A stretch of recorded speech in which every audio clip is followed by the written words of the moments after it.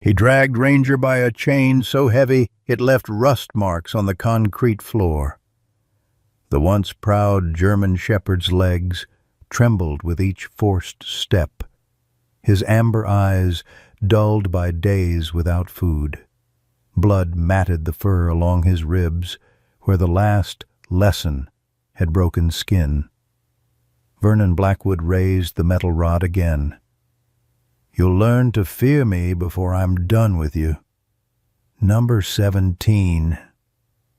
The morning air shattered with the sound of splintering wood. Thunder burst through the paddock fence, nostrils flared, eyes wild with a fury no horse should possess. He charged across the yard, massive hooves kicking up dust clouds that swirled like vengeful spirits. Vernon froze, rod suspended mid-air. The horse reared up, forelegs pawing at nothing but promise, not retreat, not fear, protection. Their eyes met dog and horse, a silent understanding passing between them. Once, Ranger had stood between thunder and death. Now, the debt would be repaid in full. Leave a like and share your thoughts in the comments along with the city you're watching from now. Let's continue with the story. Whispering Meadows Animal Sanctuary sprawled across 200 acres of Montana grassland, where the big sky stretched endlessly blue above rolling plains dotted with wildflowers. The sanctuary sat nestled in a valley between gentle hills, its weathered red barn and white-fenced paddocks visible from the winding dirt road that led to its entrance. A two-story farmhouse with a wraparound porch stood as the heart of the property, its paint peeling slightly at the edges, a testament to Emma Sullivan's philosophy that care for animals always came before cosmetic repairs. Emma had established the sanctuary 8 years ago after leaving her veterinary practice in Billings. At 58, her once brown hair now streaked with silver, she carried herself with the quiet strength of someone who had witnessed both the cruelty and compassion humans were capable of. The lines around her eyes deepened when she smiled, which was often when she was among the animals she'd rescued. After losing her husband Richard to cancer 5 years ago, the sanctuary had become her life, her purpose, her family. Ranger had arrived at Whispering Meadows 3 years earlier, rescued from a collapsed mine shaft where he'd been trapped while searching for a lost child. The 7-year-old German shepherd still bore the jagged scar across his right shoulder from that final rescue mission, a permanent reminder of his heroism. Though his search and rescue days were behind him, Ranger patrolled the sanctuary's borders each morning and evening with military precision, his intelligent eyes missing nothing. The other animals responded to his calm authority. Even the most traumatized new arrivals seemed to sense his protective nature. Thunder had a more tempestuous history. The 9-year-old American quarter horse had been captured from a wild Mustang herd after breaking his leg, deemed unadoptable due to his fierce resistance to human handling. When Emma took him in, many called it a fool's errand. His coat gleamed midnight black except for the distinctive white blaze running down his face, a marking Emma said looked like lightning frozen in time, earning him his name, Hank Miller. Emma's 73-year-old ranch hand and closest friend was the only other permanent resident at Whispering Meadows. The Vietnam veteran with sun-weathered skin and hands gnarled from decades of labor spoke little of his past, but communicated volumes through his actions. "Animals don't care what you've done," he often said in his gravelly voice. "They only care what you do now." None of them could have known how their lives would change when Vernon Blackwood's truck was spotted driving slowly past the sanctuary gates. 18 months earlier, Montana had experienced one of the worst spring storms in decades. Rain fell in sheets so dense they blurred the boundaries between earth and sky, turning the sanctuary's dirt paths into muddy rivers. Emma had secured most animals in the barn, but Thunder, still relatively new to the sanctuary and distrustful of confinement, had bolted when lightning struck too close to his paddock.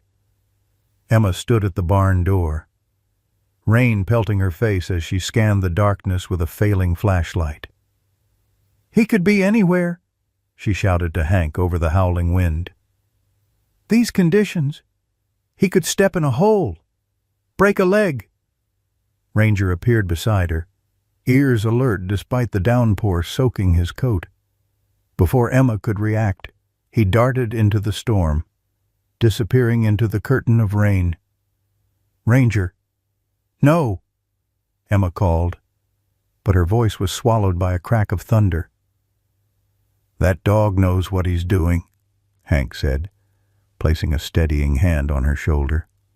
"Always has." For 2 hours, Emma and Hank waited, the storm gradually weakening to a persistent drizzle. When Emma's phone rang, the screen showed it was from her emergency line, the one attached to Ranger's collar for search and rescue operations. The GPS coordinates led them to the ravine at the eastern edge of the property. What they found there would become sanctuary legend. Thunder lay on his side in the mud, his right hind leg twisted at an unnatural angle, a deep gash running the length of his flank. And there was Ranger, pressed against the horse's neck, his body positioned to shield Thunder's head from the rain. The German shepherd's muzzle was stained with mud from repeatedly licking the wound on Thunder's leg, an instinctive behavior to clean and disinfect. "My God," Emma whispered, sliding down the muddy embankment. "He found him. He's been keeping him warm." Dr. Leland, the veterinarian Emma called, worked through the night to save Thunder's leg. "The wound was remarkably clean considering the conditions," he said, removing his gloves as morning light filtered through the barn windows. "And that's not all. Your dog's body heat likely prevented shock from setting in. Without him, this horse would have died from exposure or blood loss. I've never seen anything like it." Throughout Thunder's recovery, Ranger remained vigilant, sleeping outside the horse's stall, alerting Emma when Thunder tried to stand too soon on his healing leg. The horse who once refused human touch now allowed Emma to tend his wounds, his eyes following Ranger's movements as if taking cues from the dog on whom to trust. By summer's end, their bond had solidified into something beyond typical animal companionship. They moved in tandem across the pastures, the black horse and his shepherd shadow. Visitors often commented on the unusual friendship, but Emma and Hank simply nodded, having witnessed the night that forged it. "Some things can't be explained," Hank would say when pressed. "Just have to be accepted." Present day. Early June painted whispering meadows in vibrant greens and wildflower purples. Emma stood on the porch, coffee mug warming her hands despite the mild morning temperature, watching Ranger and Thunder in their morning ritual. The German shepherd ran circles around the horse, occasionally jumping up to touch his nose to Thunder's, while the horse nodded his massive head as if laughing at his friend's antics. "Those two putting on their usual show," Hank commented, settling into the rocking chair beside Emma, his own coffee sending steam spirals into the air. "Never gets old," Emma replied, smiling. Her smile faded as a dust cloud appeared on the horizon, moving along the county road that bordered the sanctuary's northern edge. A familiar black pickup truck slowed as it passed the property line. Even at this distance, Emma recognized the driver. "Vernon," she said, her voice tight. Hank squinted against the morning sun. "Been what? 2 years since you fired him." 2 years? 3 months, Emma corrected. Long enough he should have found somewhere else to be. Vernon Blackwood had worked at the sanctuary for less than 6 months before Emma discovered his methods of breaking difficult animals. The memory of finding him using a cattle prod on a rescued pony still made her stomach clench. The confrontation that followed had ended with Vernon spitting at her feet, promising she'd regret choosing worthless animals over people. "He's just driving by," Hank said reasonably. "Probably works somewhere up valley now." Emma nodded, but unease settled between her shoulders like a physical weight. "Probably," she agreed, though she didn't believe it. Something in Vernon's posture as he drove by, the deliberate slowness, the way his head had turned toward the sanctuary, felt like reconnaissance rather than chance. That night, Emma added an extra check to her evening routine, walking the perimeter fence with a more critical eye. Ranger trotted ahead, occasionally stopping to sniff intently at the ground or air. Thunder, unusually, had followed them to the fence line instead of heading to his paddock after dinner. Everything's fine, Emma told herself as much as the animals. Just being paranoid. Ranger completed his patrol and returned to her side, seeming satisfied. Together, they secured the animals for the night, all except Thunder, who had recently earned the privilege of open paddock access due to his reliable return each morning. "Good night, boys," Emma called, watching Ranger trot toward his usual sleeping spot near the barn entrance. Thunder nickered softly in response from the near pasture. The scream of her security alarm jolted Emma awake at 3:17 a.m. She grabbed the shotgun she kept beside her bed, not loaded, but imposing, and rushed downstairs. Rushed. Hank was already on the porch, flashlight sweeping the darkness. "Motion sensors on the east fence," he reported as she joined him. "Could be deer." It wasn't deer. The flashlight beam caught a section of fence where the wire had been cut clean through, metal edges gleaming in the artificial light. Fresh tire tracks cut across the soft earth of the pasture. "Ranger," Emma called, suddenly aware of the dog's absence. "Ranger." Dawn brought no sign of the German shepherd. Emma, red-eyed from a night of searching, stood at the breached fence while Sheriff Mitchell took notes with obvious reluctance. "Look, Emma, I understand he's a valuable dog, but he's microchipped."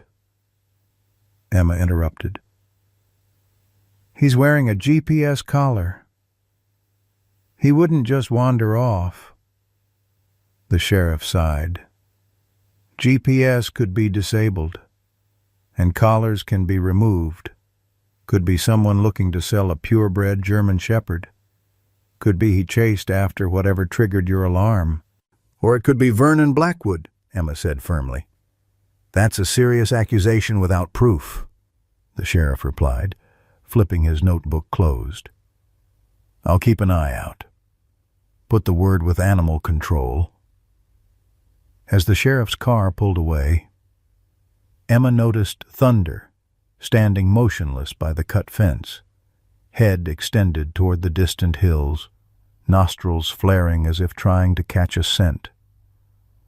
When she approached, she saw something that stopped her heart. Caught on a jagged edge of the cut wire was a tuft of black and tan fur, and beside it, a dark stain that could only be blood. "Hank," she called, her voice breaking. "Get my truck ready, and bring my rifle." Thunder hadn't moved, his eyes fixed on the horizon as if he could see something beyond human perception. When Emma returned with Hank, the horse was pawing at the ground, an agitated rhythm that Emma had never seen from him before. "It's like he knows," she whispered to Hank. "Like he knows Ranger's in trouble." "Wouldn't surprise me none," Hank replied, his weathered face solemn. Those two always did have a way of knowing what the other was thinking.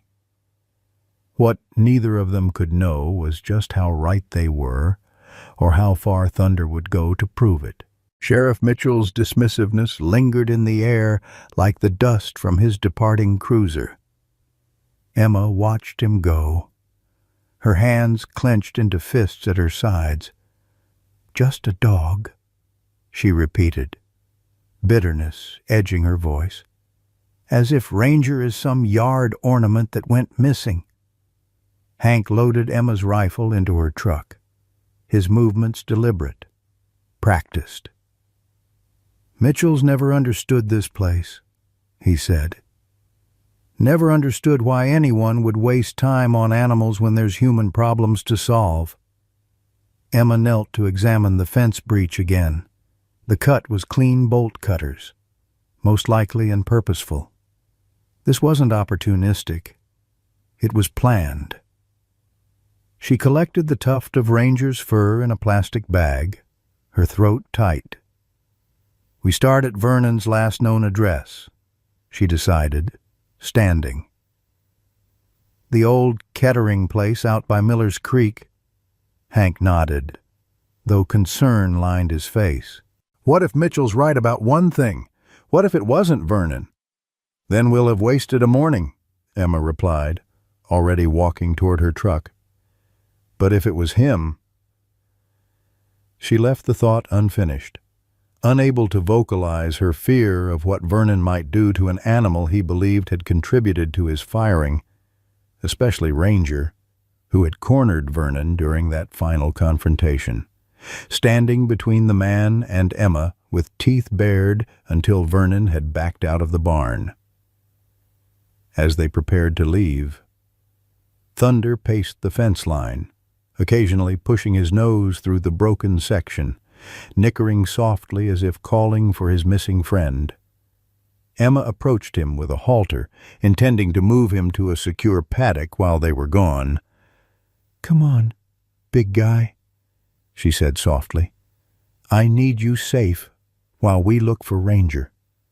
Thunder tossed his head, backing away from her outstretched hand for the first time in over a year. His ears flicked forward and back, eyes wide and focused beyond the fence. "He's not having it," Hank observed. "Never seen him refuse you before?" Emma tried again, speaking in soothing tones, but Thunder sidestepped, maintaining distance. "I don't have time for this," she sighed. "Let's secure the other animals and go. We'll have to trust he stays on property." As they drove away, Emma glanced in her rearview mirror to see Thunder still standing at the broken fence, as still as a statue carved from midnight stone, gaze fixed on the distant hills, 20 miles away, in a ramshackle property hidden from the main road by a stand of lodgepole pines. Vernon Blackwood emerged from a weather-beaten shed, wiping blood from his knuckles with a stained rag. Inside, Ranger lay on his side, chest heaving with labored breaths, fresh wounds marking his flanks. A heavy chain connected his collar to a concrete anchor in the floor. "Not so high and mighty now, are you?" Vernon muttered, tossing the rag aside. He checked his watch. Got a call to make. In his dilapidated single-wide trailer, Vernon placed a call on a prepaid cell phone. "Yeah, I got a new one. German Shepherd. Former working dog. Strong. Stubborn. No. He's not ready yet. Needs more conditioning. 3 days, maybe 4. 500 no. This one's special." This one's from Sullivan's place. Make it 1,000. Yeah. She fired me for disciplining her precious rescues. Consider it professional courtesy. He ended the call and returned to the shed, carrying a small cooler. Ranger struggled to his feet as the door opened, swaying but standing, eyes tracking Vernon's movements. "Don't know why you're fighting so hard," Vernon said, removing a raw steak from the cooler. He held it out, the scent of meat filling the small space. Ranger, despite days without food, turned his head away. Vernon's face hardened. He threw the steak into the corner and took out a cattle prod from behind his back. "Let's see how long you hold out when I up the stakes," he said, flicking the switch. The prod crackled with electricity. "You're number 17. Know what that means? 16 came before you, none still breathing, back at Whispering Meadows." Emma and Hank returned empty-handed from their search. The Kettering place had new owners who had never heard of Vernon Blackwood. Inquiries at local businesses yielded nothing but shrugs and headshakes. "He's gone off-grid," Emma concluded as they pulled back into the sanctuary driveway. "But he's around here somewhere. I can feel it." Hank pointed toward the paddocks. "We've got another problem." Thunder was gone. Emma ran to the stable area, calling his name, checking every stall and outbuilding. No sign of the massive black horse. When she returned to the fence breach, she noticed something she'd missed earlier: horse tracks leading away from the sanctuary, following the same path as the tire tracks. "He's gone after Ranger," she said, the realization dawning with absolute certainty. Hank shook his head in disbelief. "Emma, that's—" "I know how it sounds," she cut him off. "But you've seen them together. Tell me you can't imagine it." Hank stared at the tracks for a long moment. "Even if that's true, and I'm not saying it is, how would he know where to go?" "I don't know," Emma admitted. "But I'm going to follow these tracks until they tell me." Before they could load up again, Sheriff Mitchell's cruiser pulled into the driveway. He stepped out, looking grim. "Got a call I thought you should know about," he said without preamble. "Deputy pulled over a truck for a broken taillight last night. Driver seemed nervous, had a dog crate in the back. Deputy thought nothing of it until he saw the bulletin I put out about your missing German Shepherd." Emma's heart quickened. "Was it Ranger?" "No dog in the crate," Mitchell replied, "but the deputy ran the driver's ID. Vernon Blackwood.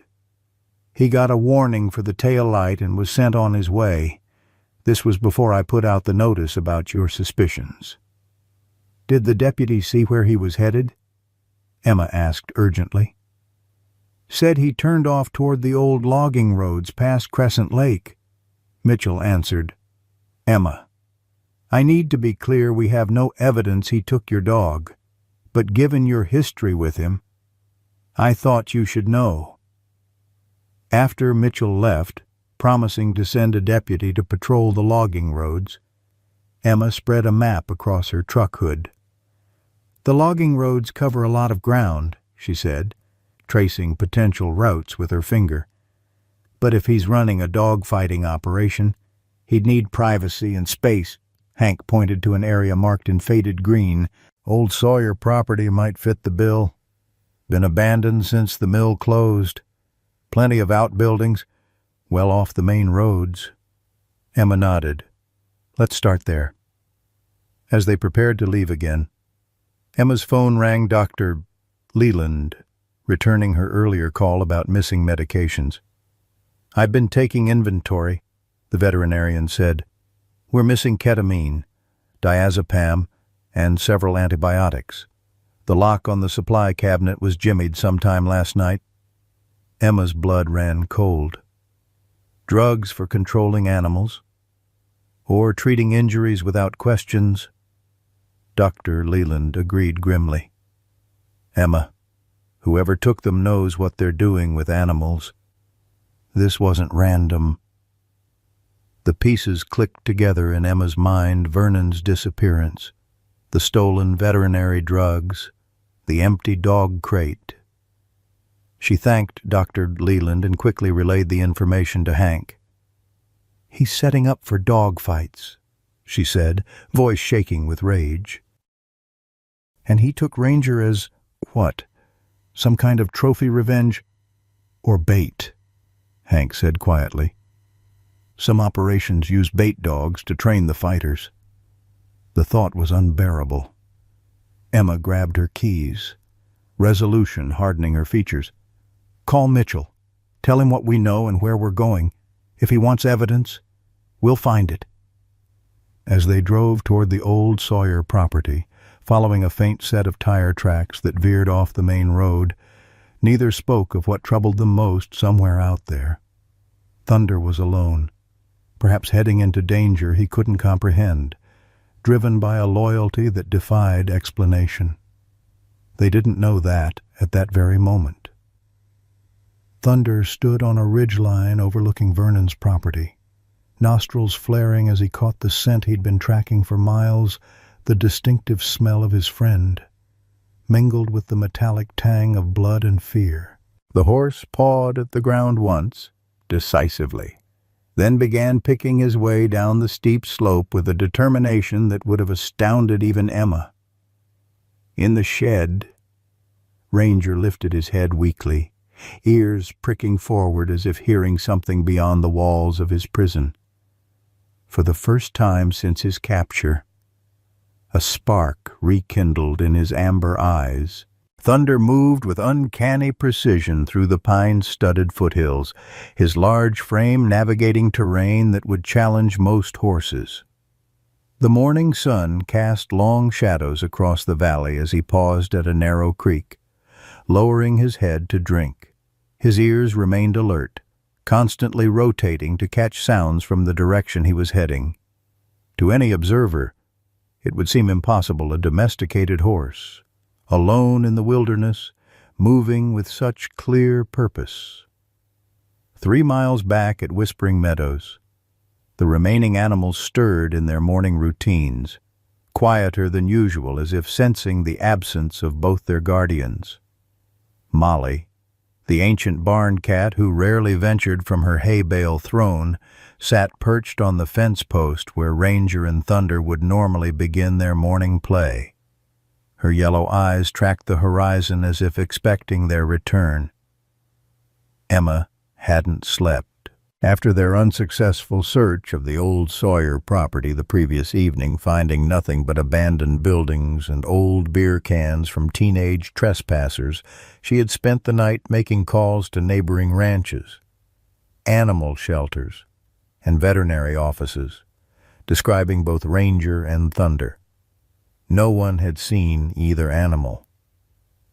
"You need to rest," Hank insisted, setting a mug of coffee in front of her at the kitchen table where maps and notes were spread out in organized chaos.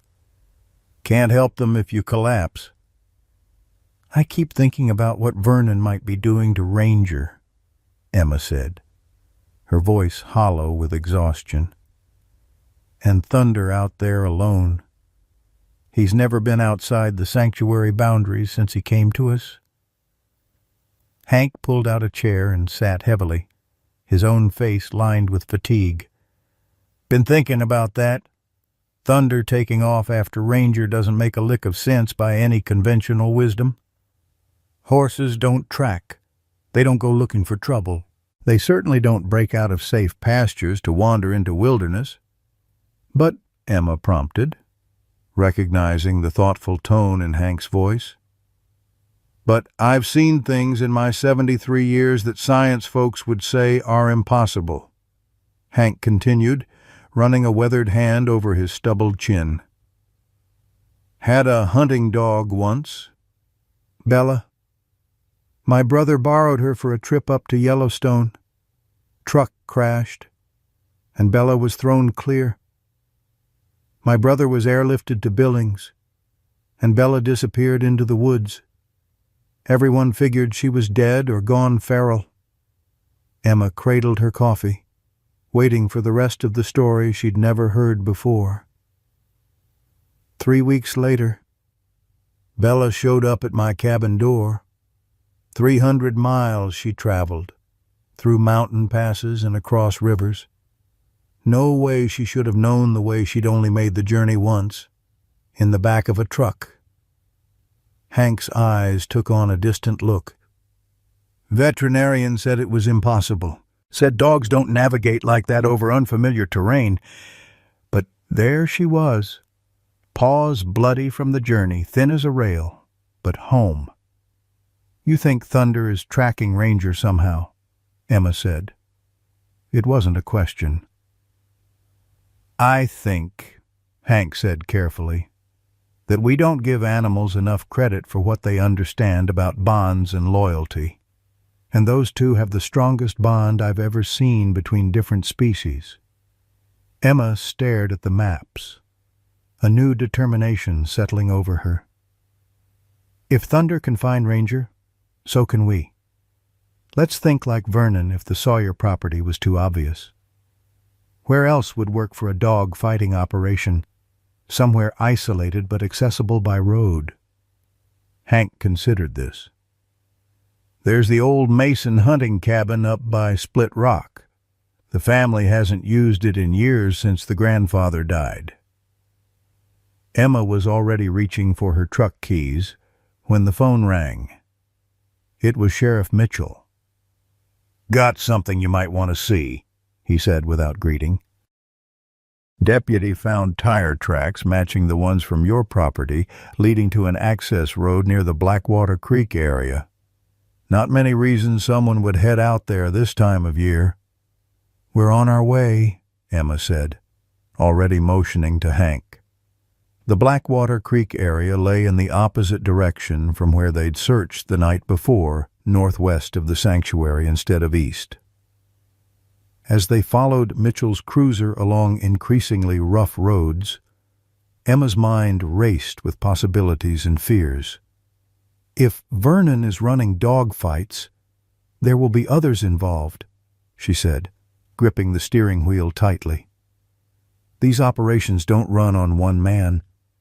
Hank nodded grimly. The rifle secured between them, a reminder of the potential danger.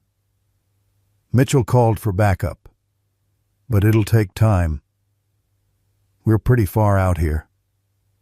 The sheriff's cruiser slowed as they approached a rusted metal gate partially obscured by overgrown brush. Tire tracks cut through the tall grass beyond it. Mitchell stepped out, motioning for them to kill their engine.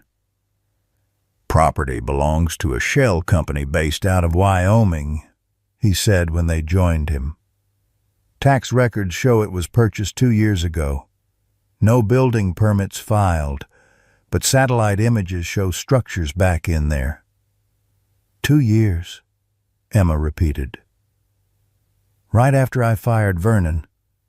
Mitchell frowned. "That's speculation, Emma, but yes, the timing matches." He pointed to the fresh tire tracks. "These are recent, within the last 24 hours. I've called for a warrant, but it'll be a few hours. Legally, I can't go in there without one unless I have reasonable suspicion a crime is in progress." Emma opened her mouth to argue, but Hank laid a steadying hand on her arm. "What would constitute reasonable suspicion?" "Sheriff," he asked calmly. "Sounds of fighting dogs, visible evidence of animal cruelty from the property line, that sort of thing." Mitchell replied, "Look, I understand your concern, but I have to do this by the book or any evidence we find won't hold up. So we wait," Emma said, the words tasting bitter. "We wait," Mitchell confirmed. "I've got deputies covering the other access points. If Vernon is here, he's not leaving without us seeing him." What none of them realized was that Thunder had already found the property. The black horse stood at the tree line, partially hidden by the forest shadows, watching the cluster of buildings nestled in a small clearing. His nostrils flared, catching Ranger's scent mixed with unfamiliar smells. Other dogs, humans, chemicals. He pawed at the ground impatiently, muscles tensing under his ebony coat, inside the largest outbuilding. Vernon checked his phone for messages. The chain around Ranger's neck had been shortened, barely allowing the German Shepherd to stand. Despite 3 days of conditioning, Vernon's euphemism for systematic abuse designed to break an animal's will, Ranger's eyes still held defiance when they followed Vernon's movements around the shed. "Still think you're better than the others, don't you?" Vernon muttered, nudging Ranger with his boot. The dog didn't cower like the others Vernon had broken. This both infuriated and intrigued him. "By tonight, we'll see what you're really made of." Vernon's phone buzzed with a text from his lookout stationed on the adjacent ridge. "Sheriff's at the gate. 2 vehicles." Vernon cursed, peering through the dirty window toward the distant gate. He couldn't see it from this angle, but he knew what this meant somehow. They'd found him.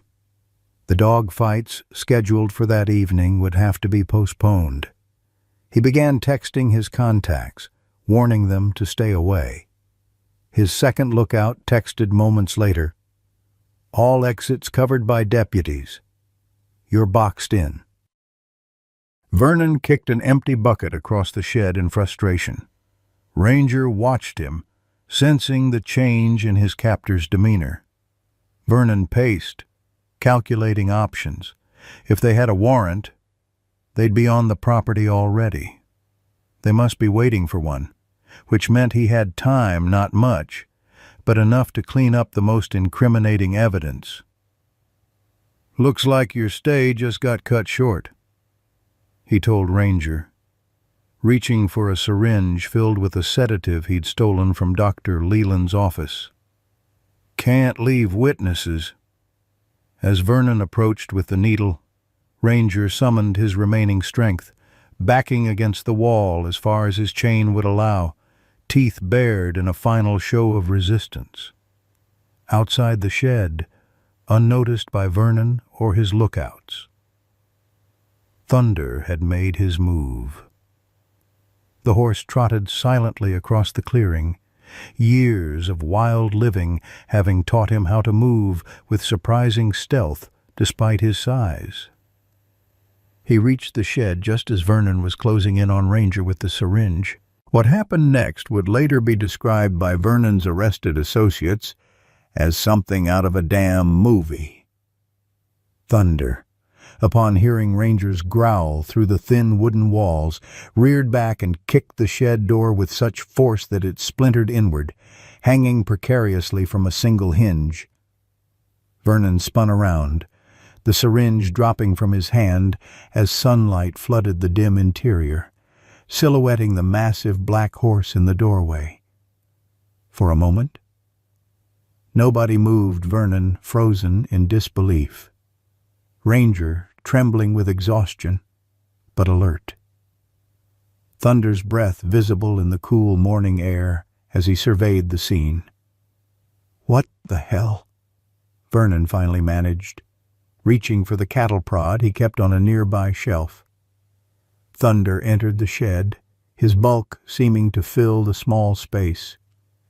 His eyes locked onto Ranger, then shifted to Vernon, ears pinned flat against his head, a warning any horseman would recognize as imminent aggression. At the property gate, Emma, Hank, and Sheriff Mitchell heard the commotion a crash, shouting, the distinctive sound of a horse's distressed whinny. Mitchell's training kicked in immediately. "That's reasonable suspicion," he declared, drawing his weapon and unlocking the gate. "Stay behind me," he ordered Emma and Hank. But Emma was already moving, slipping past him and running toward the sounds. Back in the shed, Vernon had backed himself into a corner. Cattle prod extended in a shaking hand as Thunder advanced on him, placing his body between Vernon and the chained ranger. The horse's message was unmistakable. He would not allow further harm to come to his friend. "Easy now," Vernon said, his bravado crumbling in the face of 200 pounds of protective horse. "Just back up, you stupid animal." Thunder's response was to paw at the ground, nostrils flaring. When Vernon made a sudden move with the cattle prod, Thunder reacted with startling precision, turning his hindquarters and delivering a warning kick that missed Vernon's head by inches, splintering the wooden wall behind him. Vernon dropped the prod, real fear replacing anger in his eyes. He lunged for the door, but Thunder was faster, shifting to block his exit. In that moment, Vernon realized with growing horror that the horse was not acting on blind instinct. It was deliberately keeping him from escaping, just as deliberately as it was positioning itself to protect the dog. "This is impossible," he whispered, watching as Thunder now turned his attention to Ranger, gently nuzzling the dog's head and neck, careful not to apply pressure to his visible wounds. Even more astonishing was what happened next.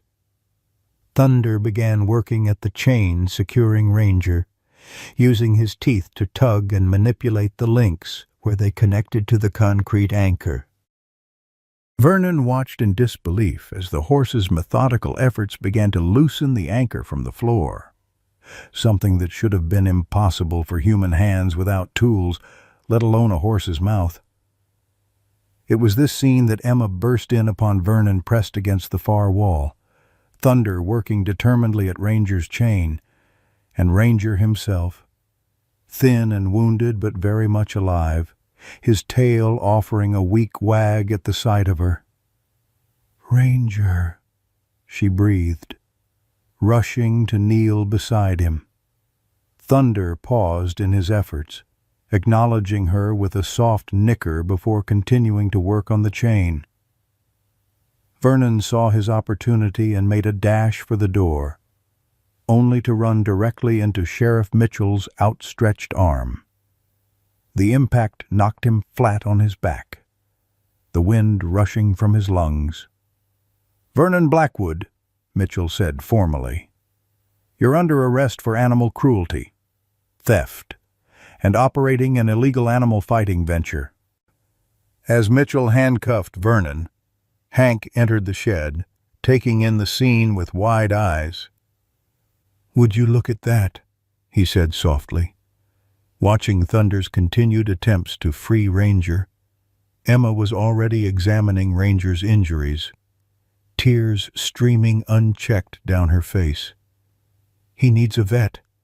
Right away," she said, her voice breaking. The chains embedded in his neck. Hank moved to help, producing a small set of bolt cutters from his back pocket. "Always carry these during rescue operations," he explained, working to cut through the chain near Ranger's collar. Thunder stepped back, allowing Hank room to work but staying close, his large body shielding Ranger from Vernon's view as the man was led away by Mitchell. Once the chain was cut, Emma carefully lifted Ranger into her arms, his body frighteningly light from dehydration and starvation. "You found him," she whispered to Thunder, who followed closely as she carried Ranger toward the truck. "You actually found him." As they emerged from the shed, deputies were arriving in force, securing the property and discovering 5 other dogs in various states of neglect in adjacent buildings. Evidence of dogfighting was everywhere, a makeshift ring, training equipment, drugs, and betting records. Vernon's operation was substantial, involving at least a dozen other individuals according to the documentation found on site. In the chaos of police activity, Emma focused solely on getting Ranger to veterinary care. She laid him gently in the truck bed on a blanket Hank had brought, preparing to drive him to Dr. Leland's clinic. Thunder, however, refused to be left behind. When Hank tried to lead him toward the horse trailer a deputy had called in, Thunder planted his feet and tugged against the lead rope, eyes fixed on Ranger. "He's not leaving, Ranger," Emma realized. "After all this, we can't separate them now." "Emma, we can't put a full-grown horse in your truck," Hank said reasonably. Emma looked from Thunder to Ranger and back, seeing the unbreakable connection between them. "Then we wait for the trailer, and they go together." The wait was agonizing, each minute potentially critical for Ranger's condition. When the horse trailer finally arrived, they faced a new challenge. Thunder refused to load unless he could see Ranger. In a move that defied conventional horse transport protocol, Emma brought Ranger's blanket-wrapped form to the trailer entrance, allowing Thunder to see and smell his friend before loading.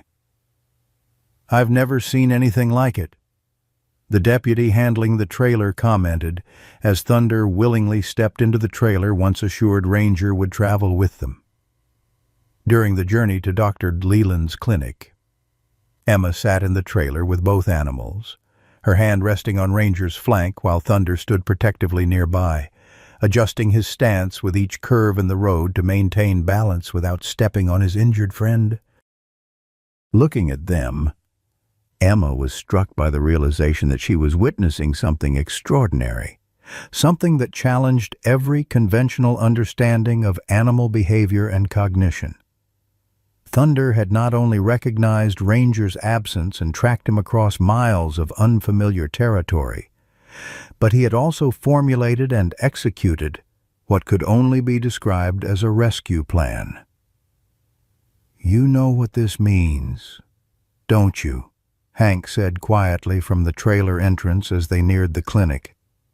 "If anyone asks how Thunder found Ranger, we'll tell them the truth," Emma replied firmly, "even if they don't believe it." What neither of them could have anticipated was how much more there was to the story, how the events of the coming days would reveal depths to Thunder and Ranger's relationship that would challenge not just their understanding, but the world's perception of what animals were capable of. As the trailer pulled into Dr. Leland's parking lot, Thunder lowered his head to gently touch his muzzle to Ranger's, as if making a promise. Ranger, despite his weakened state, lifted his head just enough to return the gesture, a silent communication between two beings whose bond transcended the boundaries of species and language. Dawn broke over Dr. Leland's veterinary clinic, casting long shadows across the parking lot where Emma had spent the night in her truck. Inside, Ranger lay on an examination table, hooked to IV fluids, his body a catalog of Vernon's cruelty: 3 broken ribs, multiple lacerations, severe dehydration, and a badly infected wound where the chain had rubbed his neck raw. Dr. Leland had worked through the night, cleaning wounds, administering antibiotics, and stabilizing the German Shepherd's condition. "He's a fighter," the veterinarian had told Emma around midnight. "Most dogs wouldn't have survived this level of abuse for 3 days. What made the situation unprecedented was Thunder's presence. After refusing to enter the trailer without seeing Ranger first, the horse had then refused to leave the clinic parking lot. Dr. Leland, knowing both animals' histories, had made an extraordinary concession, allowing Thunder to remain in the small paddock adjacent to the clinic, where the horse could see through the window into the treatment room. throughout the night. Thunder had maintained his vigil, standing motionless at the fence closest to the building, his eyes fixed on the window where occasionally he could glimpse movement around Ranger's still form. He hadn't eaten the hay provided, hadn't drunk from the water trough.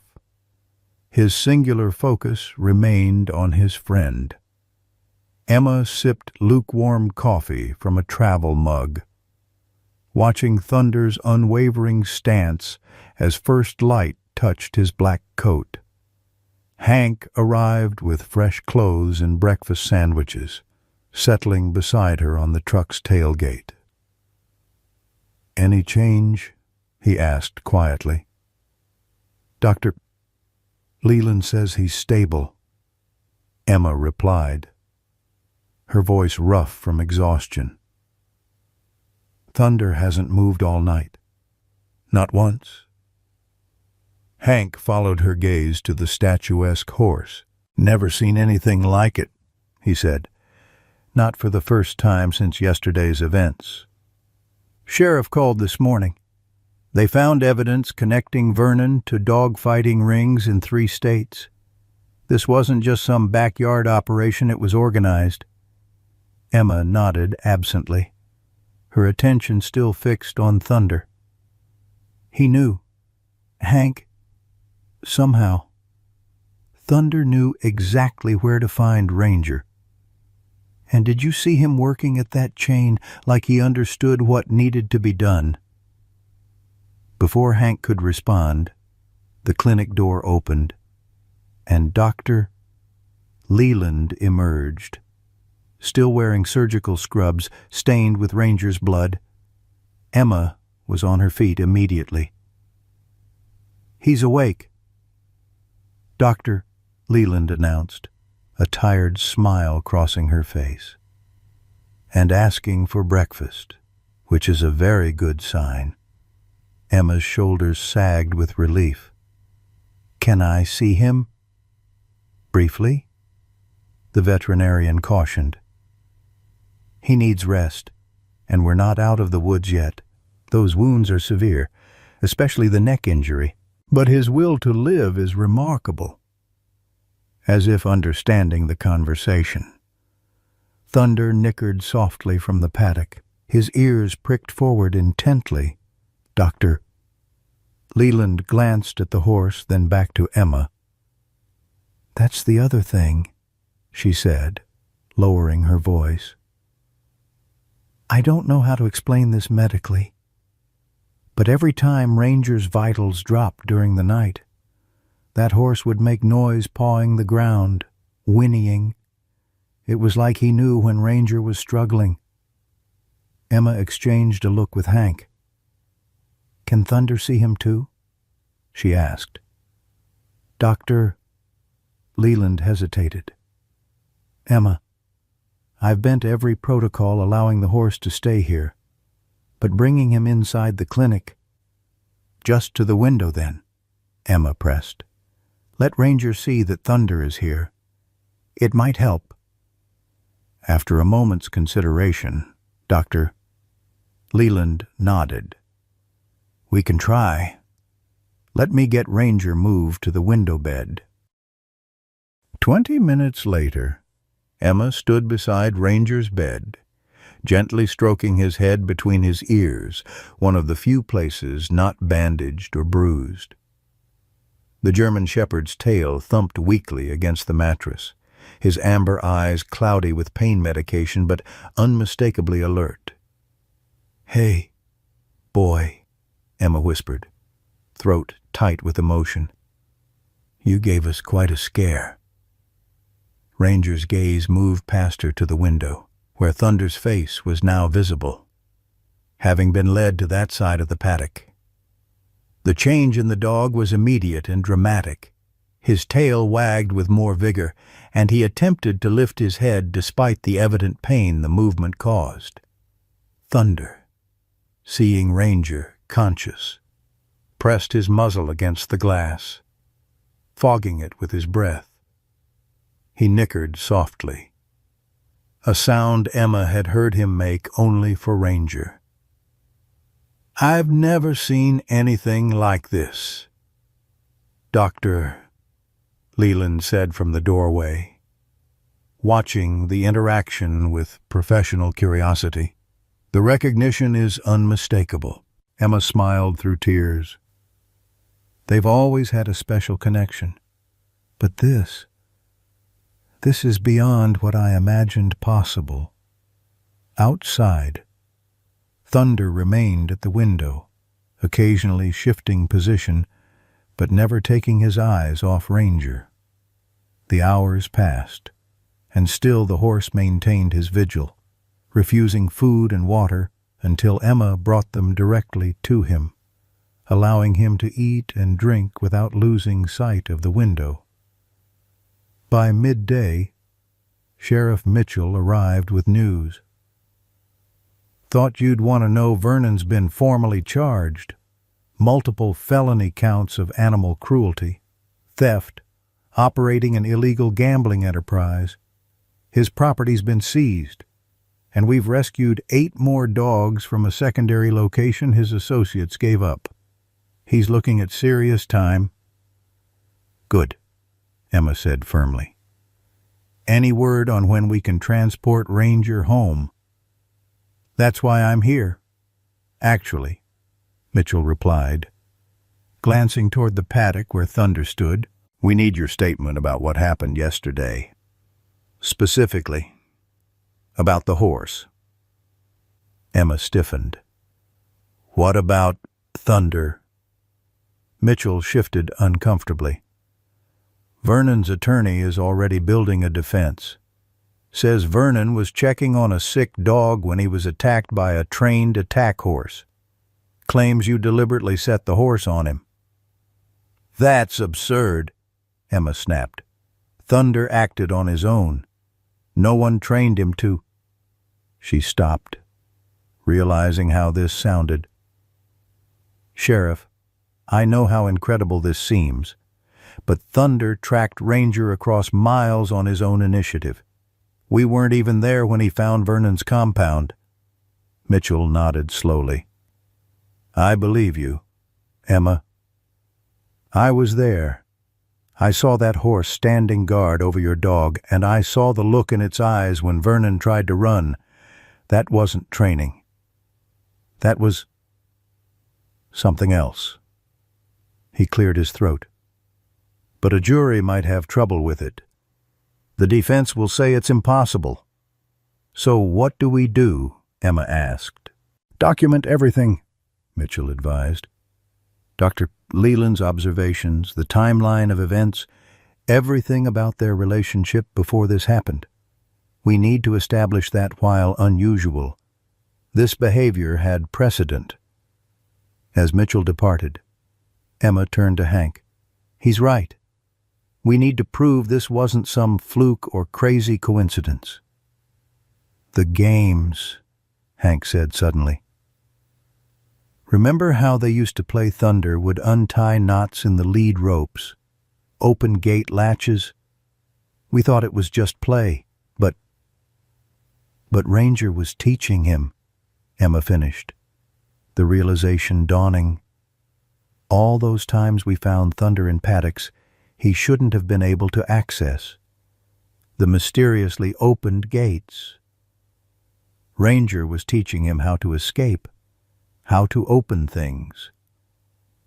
By late afternoon, Dr. Leland permitted Ranger to be moved to the recovery room with a door that opened directly to the outside. With careful maneuvering, they positioned Ranger's bed where Thunder could reach his head through the open door. The moment they were within touching distance, Thunder stretched his neck to gently nuzzle Ranger's ear, his breath ruffling the dog's fur. Ranger, still weak but improving, leaned into the touch, a soft whine escaping him that sounded almost like relief. Dr.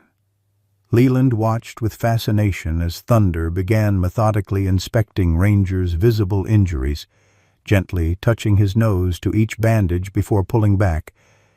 He's checking him, she murmured to Emma, assessing the damage.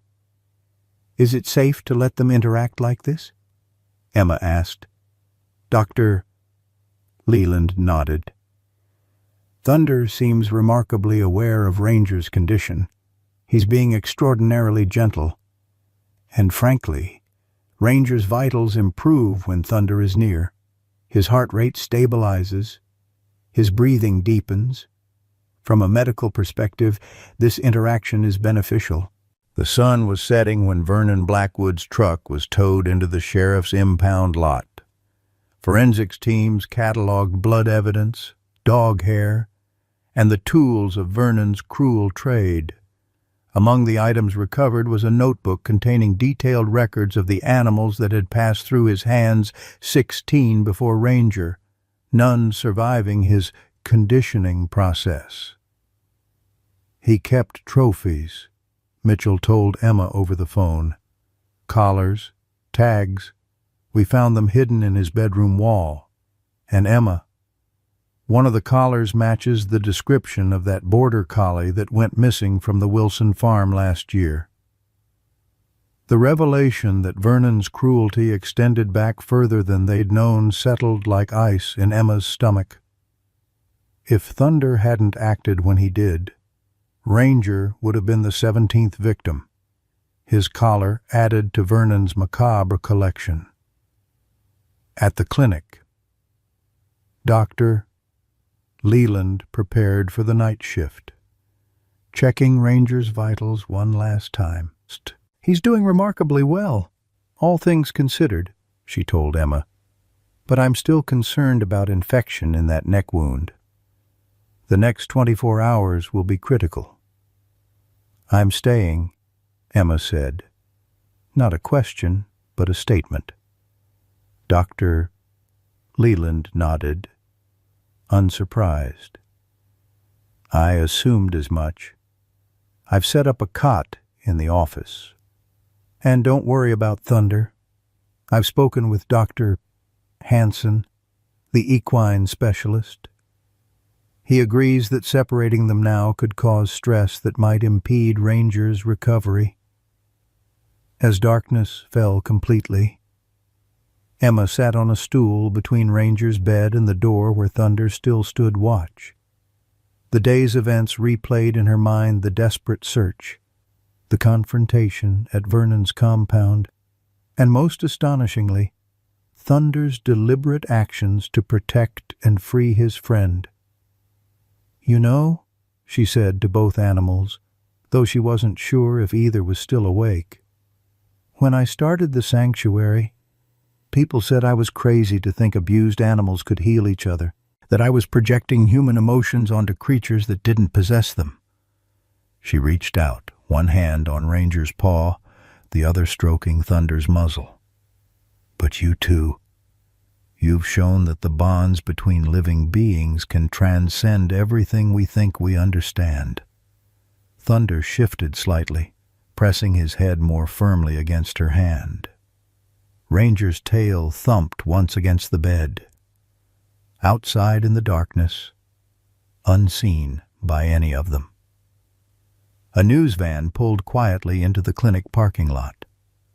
Someone had tipped off the local station about the extraordinary story unfolding a horse that had tracked and rescued his canine friend from an abuser. The reporter, a young woman with ambitions beyond their small Montana market, checked her equipment and prepared to be first on what she sensed could become a national story.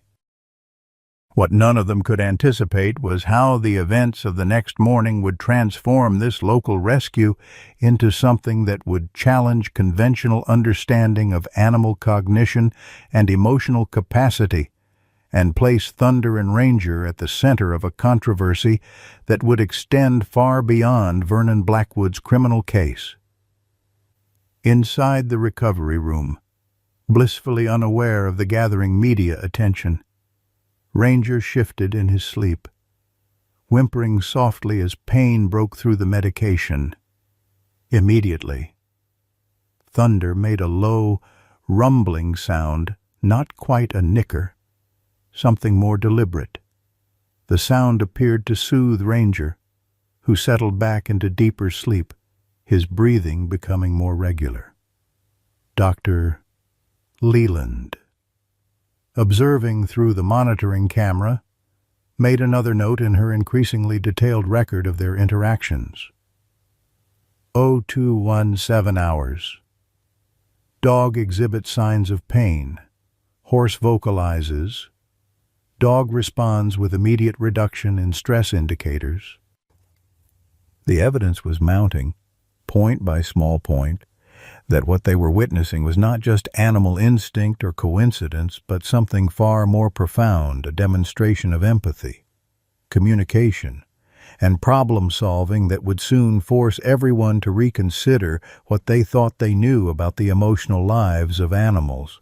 The first rays of morning sunlight had barely crept through the clinic windows when Emma was jolted awake by Dr. Leland's urgent voice.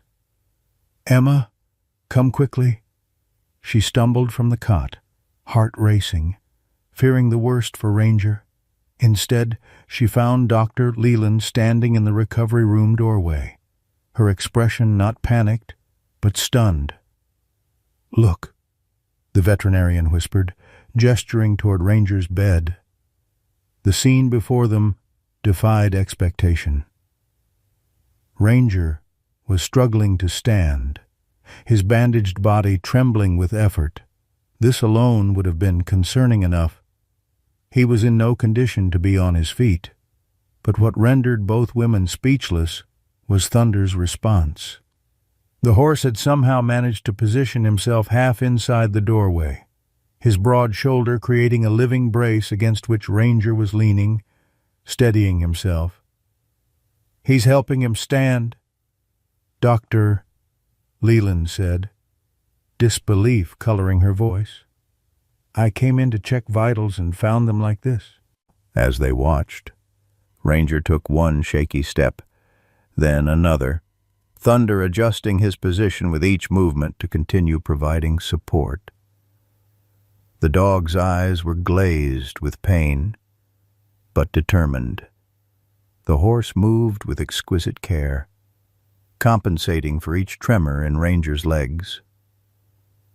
"This is impossible," Dr. Leland murmured. "He shouldn't be able to support his own weight yet, let alone walk." Emma moved slowly into the room. "Ranger, boy, you need to rest," she said softly. Both animals turned to look at her, and in that moment, Emma could have sworn they shared the same expression, a stubborn determination that transcended species. Ranger took another step, whining softly as weight shifted onto his injured leg. Thunder immediately adjusted, taking more of the dog's weight against his shoulder. His incisions, Dr. Leland warned, moving forward with professional concern, if they tear open.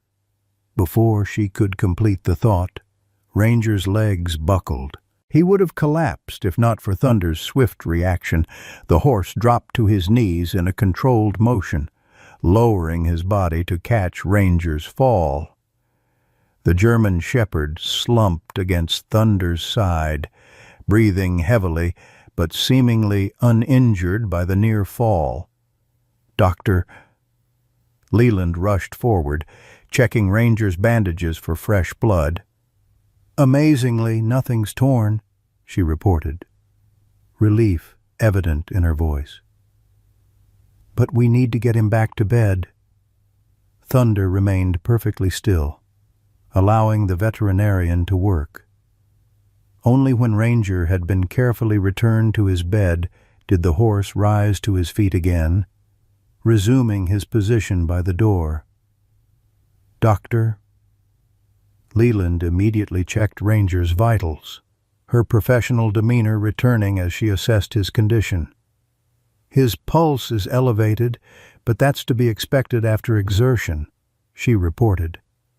"What I don't understand is why he tried to walk. The pain alone should have kept him immobile." Emma looked from Ranger to Thunder, a realization forming. What if he was trying to leave with Thunder? What if he thought we were going to separate them? Dr. Leland considered this. It's possible. Animals can sense when routines change.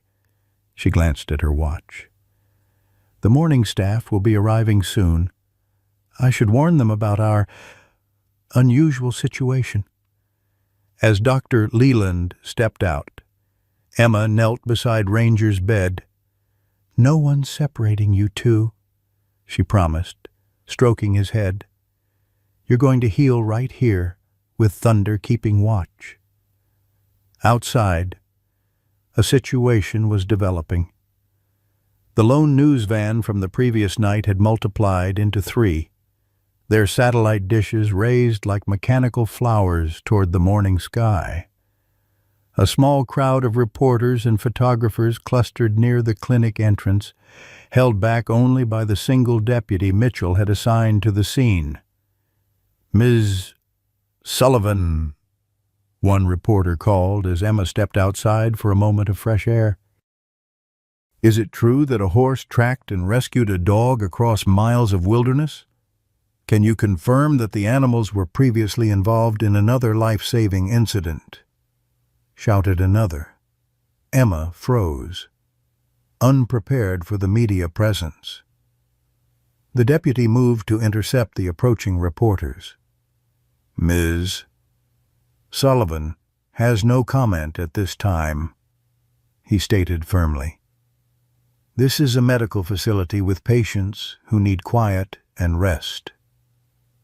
Retreating inside, Emma found Hank arriving with coffee and pastries, his expression troubled. "Quite the circus out there," he commented, handing her a steaming cup. Mitchell called, said the story's spreading like wildfire online. Hero horse rescues dog from abuser. Some witnesses from yesterday posted videos of Thunder standing guard over Ranger at Vernon's compound.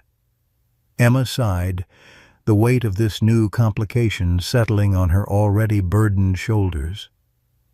The last thing Ranger needs right now is stress from media attention, and Thunder. He's already refusing food and rest to keep watch. This could make everything worse. "There's something else," Hank said, his voice dropping. "Mitchell got a call from Vernon's attorney this morning. They're claiming Thunder is a dangerous animal that was trained to attack. They want him seized as evidence." The coffee cup slipped from Emma's fingers, splashing hot liquid across the clinic floor. "They can't do that. Thunder saved Ranger's life." "Mitchell's fighting it," Hank assured her quickly. "But we need to prepare for the possibility that they'll try to separate them. Legally. They could argue Thunder is material evidence in an assault case." Dr. Leland joined them, having overheard the conversation. From a medical perspective, separating them now could be detrimental to Ranger's recovery. His vital signs stabilize in Thunder's presence. I've been documenting the pattern all night. The 3 of them moved to the recovery room doorway, watching as Thunder maintained his vigil. The horse hadn't slept, as far as they could tell, his attention fixed on Ranger's every breath and movement. "We need to get them both back to the sanctuary as soon as possible," Emma decided. "Away from the media, away from legal complications. Ranger can recover there with proper medical care." Dr. Leland shook her head. "Emma, he's not stable enough to transport yet. That neck wound is still at high risk for infection, and those broken ribs need complete immobilization. Moving him could cause lung puncture." "Then how long?" Emma pressed. "Minimum 3 days, assuming no complications," the veterinarian replied. "And that's being optimistic." 3 days. Emma knew they might not have that long before legal maneuvers forced their hand. She watched as Thunder gently nuzzled Ranger's ear, the dog responding with a weak thump of his tail against the bed. "We'll just have to make sure nothing separates them for those 3 days," she said with determination. None of them could have predicted how difficult that promise would be to keep. By noon, the media presence had doubled. Vernon's attorney had filed an emergency motion to have Thunder removed to a secure facility pending investigation. And most concerning of all, Ranger's temperature had begun to rise, the first sign of the infection Dr. Leland had feared. As Emma sat beside Ranger's bed, watching his labored breathing, she reached for Thunder's muzzle with one hand and Ranger's paw with the other. "You found each other against all odds," she whispered. "Don't give up now." Outside the window, dark clouds gathered on the horizon, mirroring the storm of complications threatening to engulf them all. The tragedy that Emma had feared from the beginning was unfolding not in Vernon's shed, but here, in what should have been a place of healing. By evening, rain lashed against the clinic windows as if nature itself was expressing outrage at the day's developments. Inside the recovery room, Dr. Leland worked methodically, changing Ranger's IV bag and checking the fresh bandages on his neck wound. The infection they had feared had taken hold with frightening speed, Ranger's temperature climbing steadily throughout the afternoon, despite aggressive antibiotic treatment. 103.8.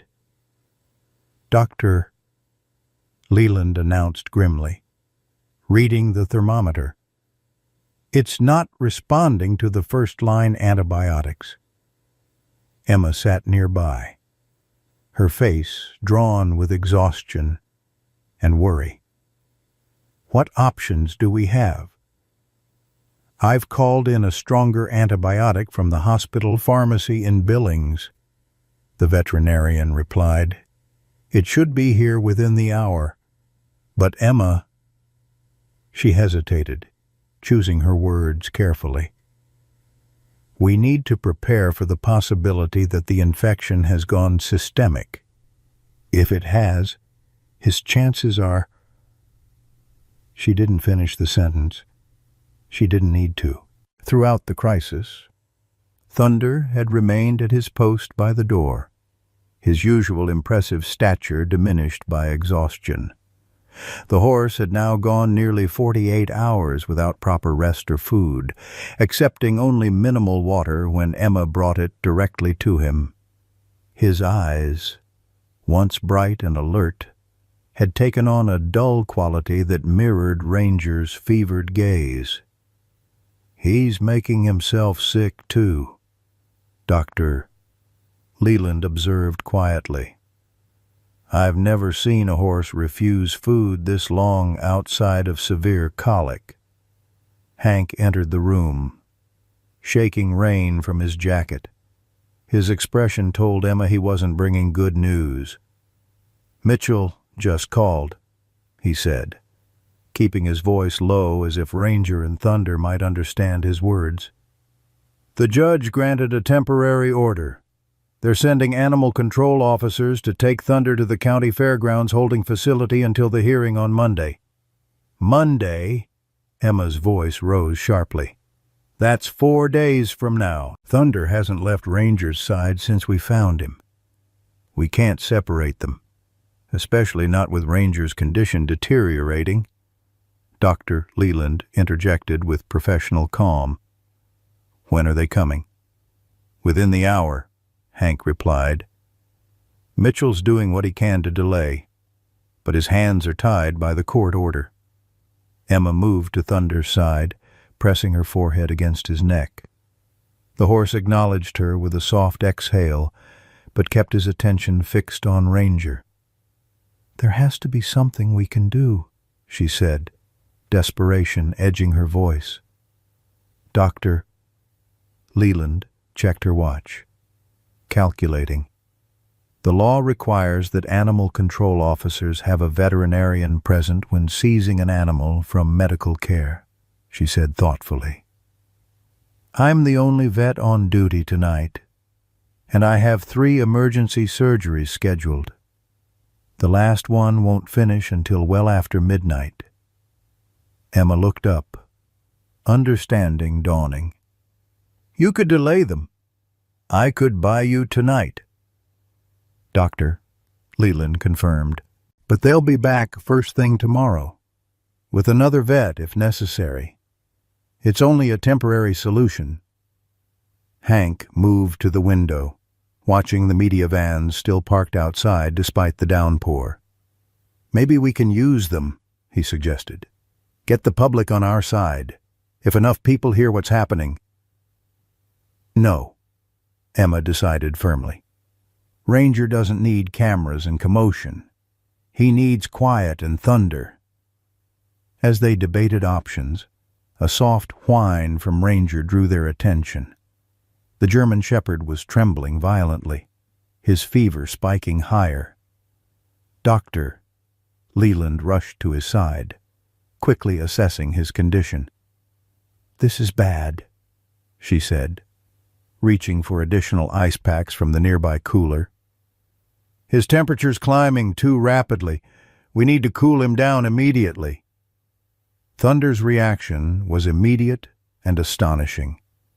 Before anyone could stop him, the horse had entered the room fully. Maneuvering his large body with extraordinary care in the confined space, he positioned himself next to Ranger's bed and then, with a deliberate slowness that spoke of conscious intent, lowered himself to lie on the floor beside the dog. "What is he doing?" Emma whispered, afraid to interfere. "Doctor..." Leland watched in professional fascination as Thunder stretched his neck across Ranger's bed, not putting weight on the dog but establishing maximum contact. I think he's trying to absorb the heat," she said incredulously. "Like a heat sink." Sure enough, Thunder's body, naturally cooler than a dog's even in health, was pressed strategically against Ranger's most fevered areas. The German Shepherd's trembling gradually subsided as Thunder maintained the contact, his own breathing deep and rhythmic as if deliberately demonstrating the pattern Ranger should follow. "I've never seen anything like this," Dr. Leland murmured, checking Ranger's temperature again after several minutes.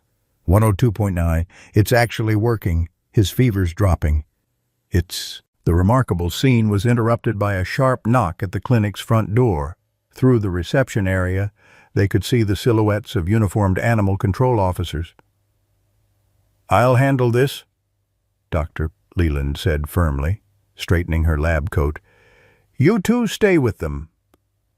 As the veterinarian left to delay the inevitable, Emma and Hank remained in the recovery room, watching the extraordinary interaction between horse and dog.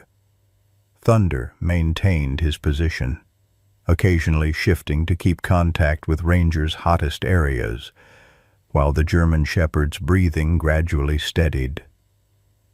"You know what this reminds me of?"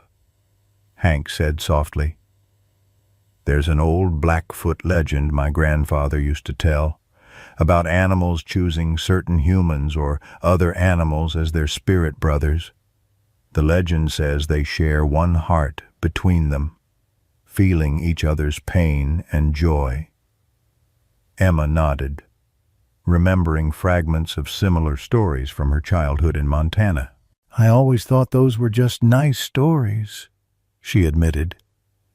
"But watching them..." She gestured to where Thunder was now gently nuzzling Ranger's ear, the dog responding with a weak tail thump. From the reception area came the sound of Dr. Leland's firm voice explaining medical protocols and procedures to increasingly frustrated officials. They were buying time, but not much. Emma's phone buzzed with a text from Mitchell. Vernon talking to reporters. claims Thunder was trained as a tack animal. Evidence photos leaked online. Attached was a link to a local news website where grainy photos showed Thunder rearing up at Vernon's compound, his posture undeniably aggressive. Without context, the images could indeed suggest a trained attack animal rather than a protective friend.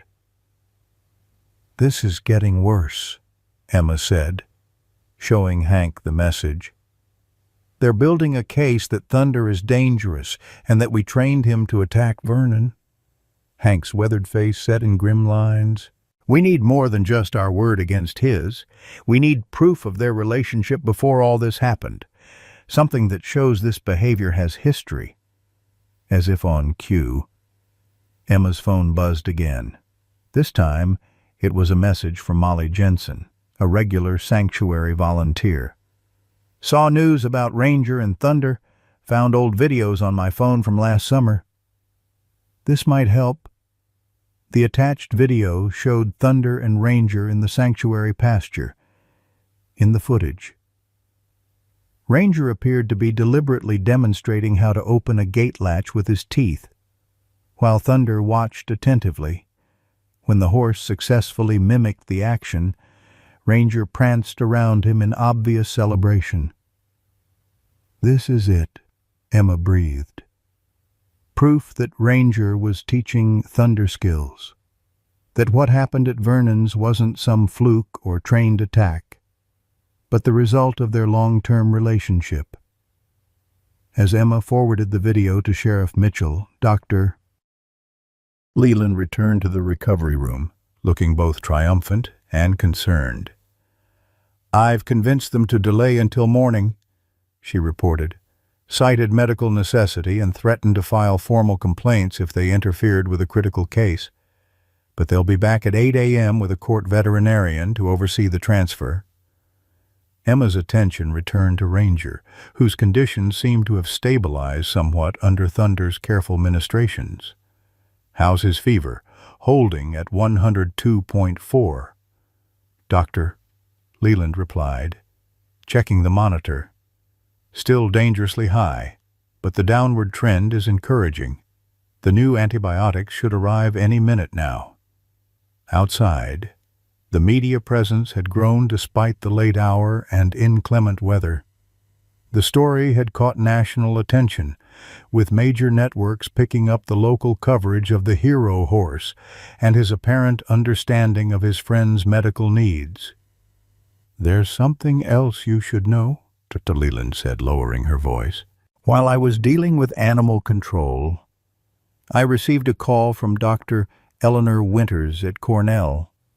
She's a leading researcher in animal cognition who saw the viral videos.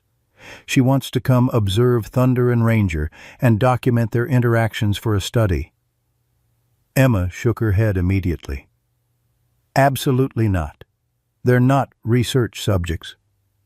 "I understand your protective instinct," Dr. Leland replied gently. "But Emma, think about what scientific documentation of their relationship could mean legally. If Dr. Winters confirmed that Thunder's behavior shows advanced cognition and emotional bonding rather than training. The implication hung in the air. Scientific validation of what they were witnessing could be the key to keeping Thunder and Ranger together and to challenging Vernon's claims about a trained attack animal. Before Emma could respond, the clinic's delivery entrance buzzed. The antibiotics had arrived from Billings. Dr. Leland hurried to retrieve them, returning with a small vial that represented Ranger's best hope for survival. As she prepared the injection, Hank's phone rang. It was Sheriff Mitchell. "You need to turn on the news," Mitchell said without preamble. "Vernon just gave a press conference. It's bad. Hank, real bad." Hank pulled up the local news live stream on his phone, turning up the volume. There stood Vernon Blackwood, his arm in a theatrical sling, his expression a practiced mask of suffering and sincerity. I was just checking on a sick animal I'd rescued when Sullivan's trained attack horse nearly killed me, Vernon was saying, his voice trembling with false emotion. They've been planning this for years. I have proof. The camera cut to what appeared to be security footage from Whispering Meadows, showing Emma and Hank working with Thunder and Ranger in what could be interpreted as training exercises, though they had simply been playing with the animals. "He's twisting everything," Emma whispered, horror spreading through her as she realized the narrative Vernon was creating, a narrative that painted her as the villain and himself as the victim. But as Vernon continued his character assassination, something unexpected happened. A woman pushed through the crowd of reporters and stood directly beside him, her presence causing Vernon to falter mid-sentence. "My name is Jessica Blackwood," she announced clearly. "I'm Vernon's ex-wife, and everything he's telling you is a lie." 6 months later, the first frost of autumn painted the grasslands of Whispering Meadows in silver. Emma stood on the front porch of the farmhouse, steam rising from her coffee mug as she watched the sun crest the eastern hills. Beside her, Hank leaned against the railing, his own mug cradled in weathered hands. "Would you look at that?" he said softly, nodding toward the far pasture. Ranger trotted across the open field, his gait still bearing a slight hitch from his ordeal, but his strength fully returned. The German shepherd's coat gleamed in the morning light, healthy and thick where once wounds had marked his body. Behind him, Thunder moved at an easy pace, his black coat a stark contrast to the frosted grass beneath his hooves. "Hard to believe how close we came to losing them both," Emma said. Memories of those desperate days still fresh despite the months that had passed. Jessica Blackwood's unexpected appearance at Vernon's press conference had changed everything. With quiet dignity, she had produced journals documenting Vernon's animal abuse dating back years before his employment at the sanctuary. She revealed photographs of Vernon's previous collection of animal trophies and testified to his obsession with breaking the will of creatures he deemed too independent. Vernon's credibility had crumbled within hours. His attorney abandoned the motion to seize Thunder, and the judge dismissed all claims that the horse was a trained attack animal. Meanwhile, Ranger had turned the corner that very night, his fever breaking as the new antibiotics finally took effect. "You know what today is, don't you?" Hank asked, interrupting Emma's reflections. She nodded. "The sanctuary's first open house since everything happened. Are we ready for this?" The events surrounding Ranger's rescue and Thunder's extraordinary actions had transformed Whispering Meadows from a small local sanctuary to a nationally recognized haven for abused animals. Donations had poured in from around the country, allowing Emma to expand their facilities and hire additional staff. More importantly, their story had sparked renewed interest in animal cognition and emotional intelligence, challenging conventional understandings of interspecies bonds. "The new education center looks good," Hank assured her. "And Dr. Winters sent over those new informational displays about animal cognition, though I still say nothing on those fancy boards explains what we saw in that clinic room." Emma smiled. Dr.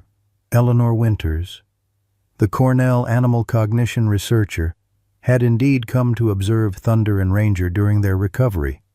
Her scientific documentation of their interactions had not only supported the legal case against Vernon, but had also formed the basis for a groundbreaking study on interspecies communication and emotional bonding. "Science can measure what happened," Emma replied, "but not why it happened, why it—" The months of recovery had brought their own challenges. Ranger had required 3 additional surgeries to repair the damage from Vernon's abuse. Thunder had developed colic from the stress and lack of nutrition during his vigil, requiring intensive veterinary care of his own. Through it all, they had remained inseparable, their bond seemingly strengthened by the trauma they had shared. Vernon Blackwood now awaited sentencing after pleading guilty to multiple felony counts of animal cruelty and illegal gambling. His cooperation had led to the dismantling of dog-fighting rings across 3 states and the rescue of dozens of animals, many of whom had found their way to Whispering Meadows. The sound of vehicles approaching drew Emma's attention to the main driveway. "First visitors arriving," she noted, checking her watch. "Right on time." The sanctuary's new education program had been designed around Thunder and Ranger's story, focusing on animal intelligence, emotional bonds, and the importance of recognizing and respecting animal cognition. Today would be its official launch, with guided tours, educational presentations, and, of course, opportunities to see the famous duo themselves, though always with strict protocols to ensure the animals' comfort and well-being. "Should we call them in?" Hank asked, gesturing to where Ranger and Thunder now played their morning game, the German Shepherd racing ahead, then circling back to tag Thunder with his nose before darting away again. Emma shook her head. "Let them enjoy the quiet while they can. They've earned it." As the first families began to park and emerge from their vehicles, Emma took a final moment to reflect on the journey that had brought them here. The tragedy they had feared, losing Ranger to Vernon's cruelty and Thunder to separation, had been averted not by human intervention alone, but by the extraordinary bond between 2 different species who had somehow transcended the boundaries that should have limited their understanding of each other. Dr. Winters had explained it in terms of evolutionary adaptations, mirror neurons, and cooperative behaviors. But Emma preferred Hank's explanation. Drawn from his grandfather's Blackfoot wisdom, some souls recognize each other across the boundaries of species, form bonds that defy conventional understanding, and will overcome any obstacle to protect that connection. "Ready?" Hank asked as they prepared to greet the visitors. Emma nodded, setting down her empty coffee mug. "Let's go tell their story."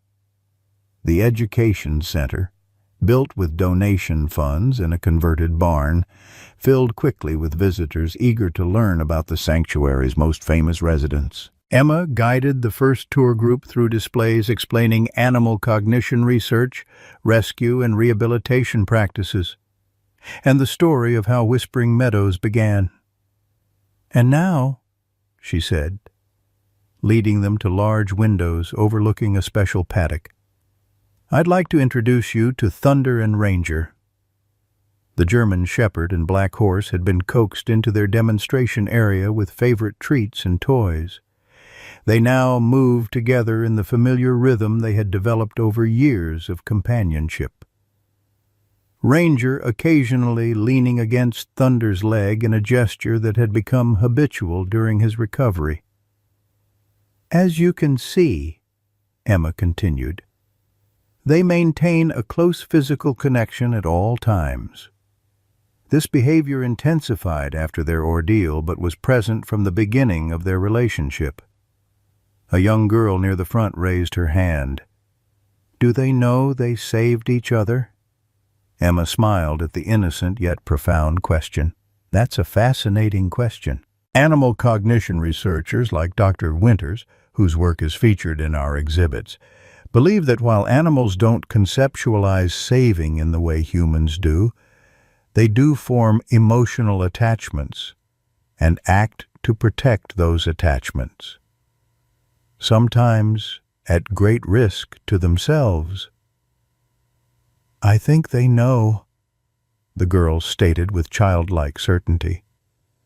"I think you might be right," Emma agreed softly.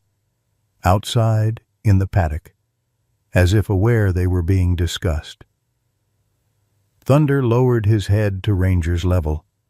The German shepherd rose on his hind legs, touching his nose briefly to Thunder's. The gesture, simple yet profound, drew gasps and murmurs from the watching visitors. As the sanctuary filled with activity throughout the day, Emma found herself repeatedly telling the story of Thunder's incredible journey to find Ranger, and the dog's earlier rescue of the horse. With each retelling, she was reminded of the lesson at the heart of their extraordinary bond, that loyalty, friendship, and love could transcend barriers of language, species, and understanding. When the last visitors departed as evening approached, Emma and Hank returned to the porch, watching as Thunder and Ranger settled in their shared paddock for the night. The horse lay down first, stretching out on his side in the soft bedding. Ranger circled twice before curling against Thunder's chest, his traditional sleeping position since their reunion. "You know," Hank said, his voice carrying the thoughtful tone of a man who had seen many sunsets and found wisdom in them. "In all my years, I've come to believe that the greatest love stories aren't the ones with fancy words and declarations. They're the ones told through actions, through showing up when it matters most." Emma nodded, watching as Thunder's neck curved protectively around Ranger's smaller form. "And sometimes," she added softly, "the ones we save are the very ones who save us back." As darkness settled over Whispering Meadows, the stars emerged above the sanctuary that had become a beacon of hope and understanding. For those who had witnessed the extraordinary journey of a horse and dog who refused to be separated, the world seemed a little less divided, the boundaries between species a little less fixed, and the capacity for love and loyalty boundless in its potential. In the twilight of our lives, we've seen the world change in ways we never imagined.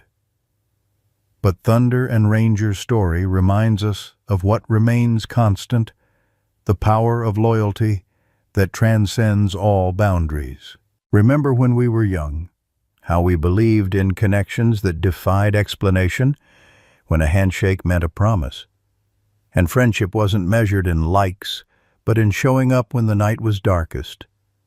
These animals embodied what many of us fear is vanishing, unwavering devotion despite every obstacle. Like thunder crossing